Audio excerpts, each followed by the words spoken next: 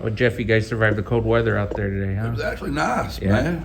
It was beautiful. We thought it was going to be too cold this morning when we got here, but it was awesome compared to Saturday. Saturday, I felt like I was back in East Texas. It was a Stanley steamer out there. I overdressed terribly, and it was hot. Today was perfect, man. It was nice. Jeff, we never talked after the Tulane game to get your thoughts on kind of watching the film and what stood out about that one. Is there anything that caught your eye when you reviewed that game of what you guys learned about this team? Greg, can't we? We just never did it. I mean, like, you know, I got like an injury, a scab about 2.5 weeks ago. And there's nothing worse, like, you know, when you knock a scab off, it's like 2.5 weeks old. Since Greg wants to knock the scab off, we'll knock it off. You know, it's unbelievable how hard we played, and it's just disappointing, honestly. We really played well, except for about 4 plays. And it's hard to put your finger on why that happens, except that was a really good football team, and we just didn't play as well as we wanted to. There's always calls you wish you had back. There's always stuff as a coach you do that you regret, especially when it doesn't work. So there's that list of things that I'd care not to just put on video. But it's tough. But our kids have shown unbelievable resiliency in our careers here. We haven't lost many big games, especially in conference, but we didn't get that one. And you know, that's just what it is. Jeff, do you know how much of your roster is going to play in the bowl game at this point? We think we're going to be, you know, pretty. I don't want to know. I don't want to put a number on it. I've just done this so long now. This is our 4th bowl game, and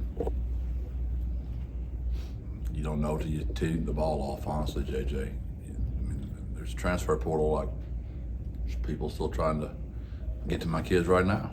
I mean, so it's just a crazy world we're in. I really don't know. I wish I could tell you. I know who showed up today. I know who practiced today, and if all those guys are out there, we're going to be in good shape. But we still got 8 days left for the game. Looking at Marshall, they've had their quarterback is in the portal, and they've had some other players. So how does that change the way you guys prepare for them, knowing that they will look different? Just that. We're just trying to guess what that's going to look like, what their lineup's going to look like. And same with them. They don't know. We got guys in the portal too. They don't know who's going to play, who's not going to play. Just because you're in the portal doesn't mean you're not playing. You got to have a team. You still got to go play. So there's going to be guys that are in the portal playing in the game. So I wouldn't read too much into that. Now, if they say they're not playing, I would take that, you know. So it's just crazy. It's our 4th year in a bowl, and it's been crazy every year we've done it, like crazy. And just keep getting crazier every year. Are these bowl practices like elevated to the stratosphere, even more important than ever because of the way the world is right now with college ball? I think we're just used to it more. Like there was a day, you know, when you coached that there was no thought of somebody not playing, and then opting out became a big deal, and then transfer portal became a big deal, and then you throw in COVID in there for a couple of years in a row, and just bowls have just taken on a whole new way of looking at it. So it's important for us. There's only a few things left in this program that we haven't done, and this is one of those things we haven't done. So for us, it takes on a level of importance that's probably more than most programs, because I don't know how many schools there are playing in the bowls that are playing for their first bowl win in the history of their school. I would imagine we're the only one, but I'd hate to speak on that. I'm sure Greg will point that out if I'm wrong here soon. Jeff, what about your coaching staff? Are you going to be able to keep them all together? Is that too early to ask? Yeah, there's just no way to know. There's guys trying to take them from me as we speak too. You used to, you coach thinking you had people for a while. And I'll take it one game at a time now, not even a year at a time anymore. You just take it one game at a time. Like, hey, got to coach that guy for a game. I got to have that roster for a game. Let's see who we got this week. It is what it is. Coach, when you're preparing for a bowl game as opposed to like a regular week, you have so much longer to prepare. Do you almost treat it like you would like a season opener when it comes to your preparation and how you go about practices and organizing practices and stuff like that, or do you treat it as its own adult entity? Yeah, I think bowls are a little different. Just because you're at the end of the year and you know who your players are, you know who your two deep is. Some things that are different, like for example, we had some freshmen that we were making sure got their red shirts. So we got them in 4 games. You get to bowls, they can come back and play. So you pick up a little depth in your special teams rosters. That's a little different. You're rewarding the kids. You don't want to, there's an excitement level up to that first game, and where you're at the end of the year. Like today, we talked about, just decision fatigue. Like an average person makes 35,000 decisions in a day. Well, you can imagine we've been doing this since August the 1st, and we're in December right now. So that fatigue is a real thing. So we've tried to make it more of a spring element of practice. Like for example, we practice pretty hard for a day. Mm-hmm. Then we come in the next day and we're watching video and we're trying to lift and get on their final exams were last week. So we've had that mantra. And then like today, is Monday, but we play on a Tuesday, so today's really Friday. So we're a Friday in front of a Saturday, so we're 8 days out. That makes any sense what I'm saying. Yeah, so like we're trying, like tomorrow would be game day. So we're trying to make everything from here on like it would be a game week. Up to this point, we've been lifting, running, studying, practicing football, studying martial, but more of a slower pace, I would say, just some time in between, just to make sure we don't have just that fatigue we're talking about. We still got a lot of passion, and we're still excited to play the game. How are you balancing right now? These are the seniors, Frank, Rashad, and some other seniors. This is their last game, but you guys also have to get ready for next year. How are you thinking on balancing this? They deserve that right to play the whole game, but at the same token, UTSA has got to move on from these guys. Is there any concern on that at this point, or are you just kind of, let's just wait and see how the game flows? No, there's no balance whatsoever. We're trying to win the game. I mean, my young guys, they can earn their keep. If they're good enough, they'll play. If they're not, they won't. So we're playing the best kids. We're playing the entire game. We're trying to win that rascal. So there is zero balance whatsoever. It's the same balance always with me. We're trying to win. I'm still old school, and if you don't earn it, you don't get it. We still vote for our numbers here. Like, we got really good players, didn't get their number. They didn't get in the transfer portal. They're still here. And we've lost 2 players in 4 years that we wanted. We did everything we could to keep them. So our kids like the way we roll, and we're old school, tough guys, and we're out there knocking each other around in pads. We're not in helmets. We're not in all that. We practice football.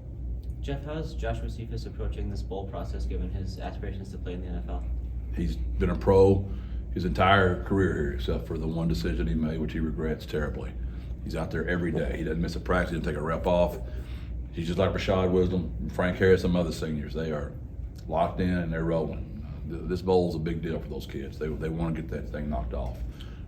They've been close, obviously 3 years in a row, and we hadn't got it done. So that's something they want to get done. What have you learned about his potential to play at the next level? Do you guys have like a grade on him or things like that? What I think or what they think doesn't really matter. It's who the one team is that picks him, right? Doesn't even have to be 32 teams. Doesn't even have to be 16 teams. It's got to be one team.